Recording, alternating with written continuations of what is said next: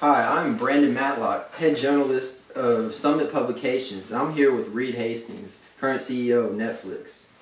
So, if any of y'all don't know, Netflix is basically the leading streaming service in today's society and has really revolutionized how we look at consumer entertainment.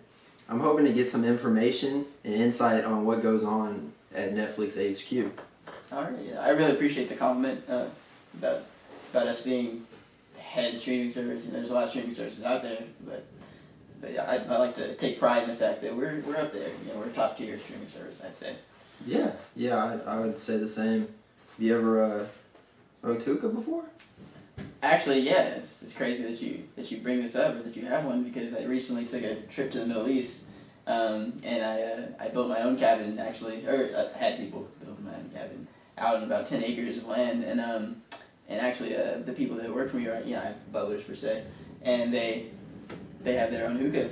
They brought it actually to the place, and it's kind of something that they always do, and they introduced it to me, and I was hooked. I know something about it. Yeah. Yeah. Would you like to hit it? Yeah, actually, yeah, sure. Take the edge off. You know, it's hard running Netflix. Jeez, Amazon, Google biting at your neck all the time. I bet. Yeah. So I wanted to kind of get a little bit about the background of Netflix and how they started. So yeah, we started Netflix to provide online DVD rentals. You know, when you're a kid, you like to visit movie rental stores. You like that trip, you know, with your parents, and you like going through the store, running through, seeing everything. But when you grow up, you're an adult, that becomes kind of a hassle. You know, you don't have as much time to go out and do things like that all the time. And so we decided to provide people with a quick and easy way to make that trip to the DVD store. Okay.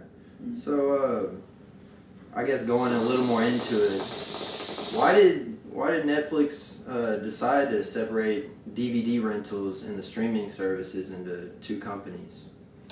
I mean, looking back, it wasn't the best move for our brand.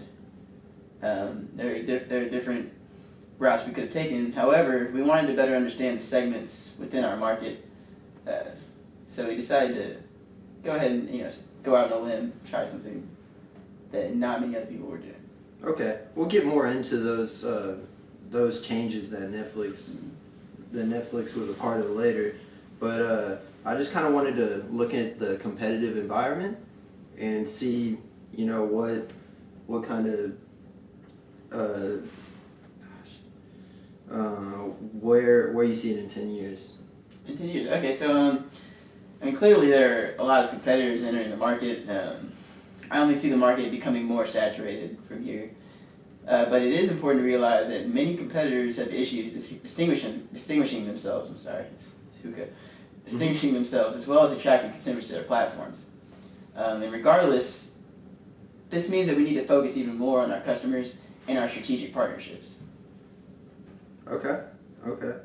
In 2008, during the recession, Netflix stock price actually surged 25%. What kind of hope does that give Netflix going forward?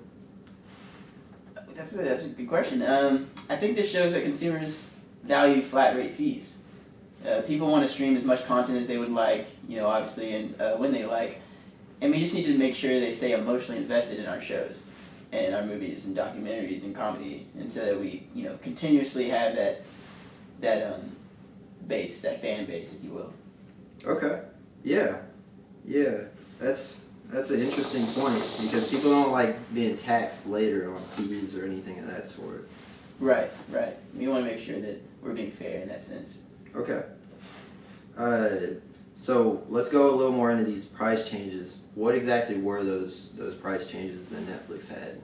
So we changed the subscription price from $9.99 to $15.98, and separated the streaming and DVD rental services. Okay. So how did the consumers respond to that? I mean, yeah, it's an increase in price, so they didn't like it, and didn't really understand why we chose to separate the two entities, honestly. But in our defense, I have seen a major shift away from DVDs, and believe we will continue to see that trend. But however, in fairness to the customers, we should have done more research before announcing the change. Okay. Thanks for being so forthcoming. What do you see on the horizon for Netflix? Well, I think information technology, data security, data analytics, all that, they're becoming increasingly important in the streaming market. Mm-hmm. And people want to feel safe and cared about, and technology is helping us accomplish these things.